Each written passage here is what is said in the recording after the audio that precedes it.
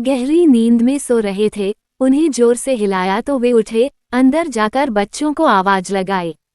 बेटे बहुएं अपने अपने बच्चों को लेकर किसी तरह बाहर भाग रहे थे, किसी सुरक्षित स्थान की तलाश में। चारों तरफ अफरा-तफरी मची हुई थी। जान के खतरे का आभास होते ही आनन फानन भाग खड़े हुए फुर्तीले हरीश रावत भी। एक बार पलटकर देखा भी नहीं घुटनों से लाचार अपनी बेबस पत्नी को, जिसने पिछले 35 सालों से उनके हर सुख दुख में साथ दिया था।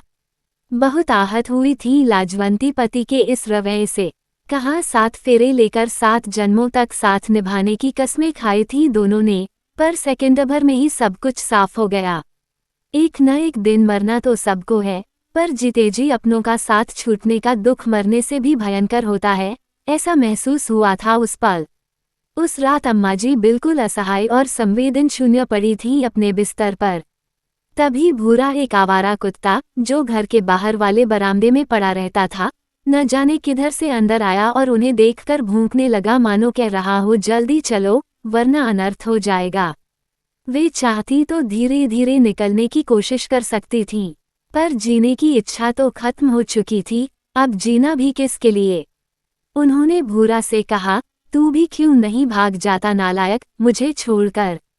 पर भूरा जाता तो कैसे? कुत्ता जो था, एक बार जिसके हाथ की रोटी खा ली, जिंदगी भर उसका गुलाम बन गया।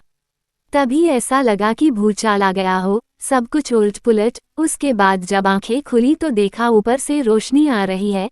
दिन निकल चुका था। ध्यान से देखने पर अनुमान लगाया, शायद चट्टान के टुकड़े छत पर गिरने से छत टूट गई थी और कमरे में चारों तरफ रोड़े पड़े थे।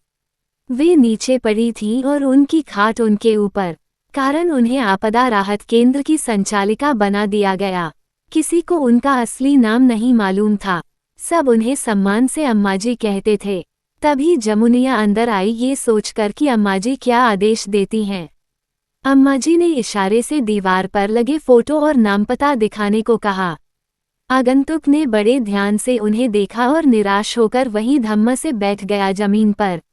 सारे के सारे अनजान थे उसके लिए। कुछ देर तक सन्नाटा छाया रहा। फिर जमुनिया उस व्यक्ति को लेकर बाहर चली गई और क्षमा मांगते हुए कहा कि यह केंद्र उनकी सहायता करने में असमर्थ है। फिर हमेशा की तरह सांत्वना दी और कहा, अंकल हौसला रखिए, आपको आपकी पत्नी अवश्य मिल जाएंगी।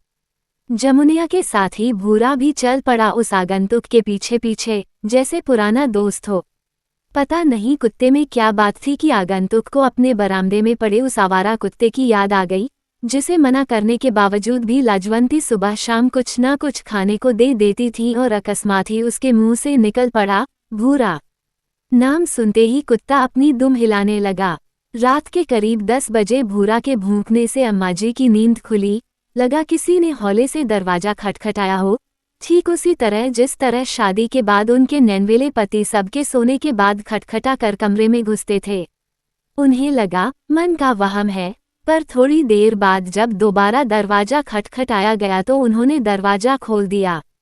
देखा हरीश खड़े थे, आंखें नीची किए और अपने हाथों को जोड़े। कहा, लाजो, मुझे माफ कर दो, मुझसे बड़ी गलती हो गई। धक से कलेजा हो गया एकदम उनका। ये भूरा भी न, अम्माजी ने सोचा। दिल कड़ा करके कहा, कौन सी लाजो?